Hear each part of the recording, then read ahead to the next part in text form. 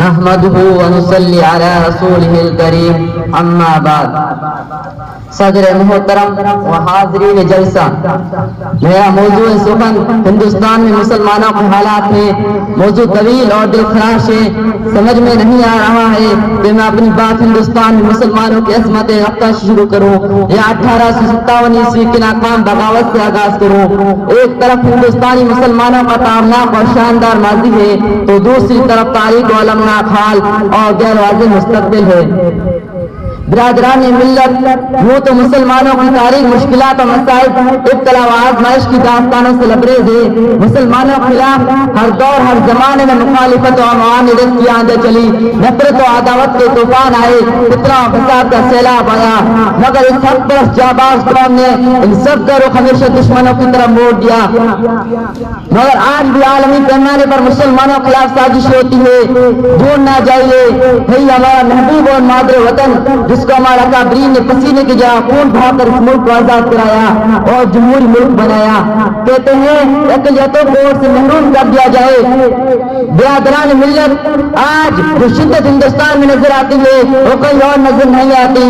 یہاں مسلمانوں کے خلاف نفرت و عداوت، ظلم و ستم، مصائب عالم کا سلسلہ آزادی کے بعد سے جاری ہے.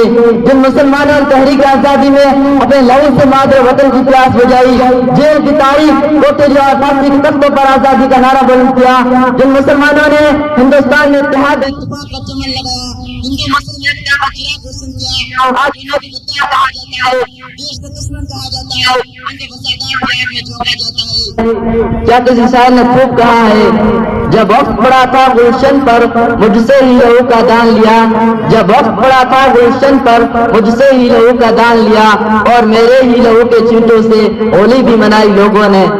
برادران ملت، یہ مسلمانوں کا احسان ہے، انہوں نے اس دیش کو قطب مینار کی بلندی، چار مینار کی عظمت، جامع مسجد کی پاکیزگی اور تاج محل کی خوبصورتی عطا کی، ہندوستان کو جنت نشاں بنایا، اس کے وقار کو بلند کیا.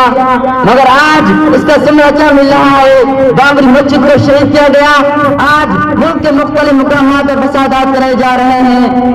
یہی سمرا شیخ الہند حضرت مولانا محمود الحسن دیوبندی رحمۃ اللہ علیہ، شیخ الاسلام مولانا سید حسین احمد مدنی رحمۃ اللہ علیہ، امام الہند مولانا ابو الکلام آزاد رحمۃ اللہ علیہ، اور مجاہد ملت مولانا افضل الرحمان شہاوردی کی قربانیوں کا، یہی سمرا محمد علی جوہر کی قربانیوں کا، یہی سمرا حوالدار عبد الحمید کی جانبازی کا، یہی سمرا شہید اشفاق اللہ خان کی جانثاری کا، یہی سمرا برگیڈیئر عثمان کی فداکاری کا، یہی سمرا ہزار علماء کی جد و جہد اور قربانیوں کا، یہی سمرا شیخ الہند رحمۃ اللہ علیہ کی تحریک آزادی کا.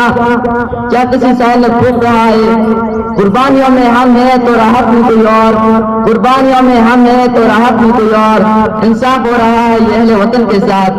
برادران ملت، آج مٹھی بھر فرقہ پرست اور تنگ نظر افراد مسلمانوں سے وفاداری کا ثبوت مانگتے ہیں. بابر کو غاصب کہتے ہیں، اکبر کو غاصب کہتے ہیں، مسلمانوں کو پردیسی کہتے ہیں. ذرا ان سے پوچھئے کہ تم جو لنگوٹی باندھتے تھے، کتوں پر کھاتے تھے، عورتوں کو زندہ جلاتے تھے، ننگے بدن رہتے تھے، تم کو جینے کا سلیقہ کس نے سکھایا، رہنے کا ڈھنگ کس نے بتایا، کھانے کے طور طریقے کس نے سمجھائے؟ ہمارے ٹکڑوں پر پڑتے ہو اور ہمیں یہاں کے دکھاتے ہو. کبھی تم نے کتنا خون بھی وطن کے لیے بہایا ہے، آج تم کو مندر کی فکر ہے اور مسجد سے نفرت ہے. یہی مسجدیں ہیں جن کی بدولت تاریخ نے تم کو جانا ہے، یہی مسلمان ہے جن کی وجہ سے تم مشہور ہوئے.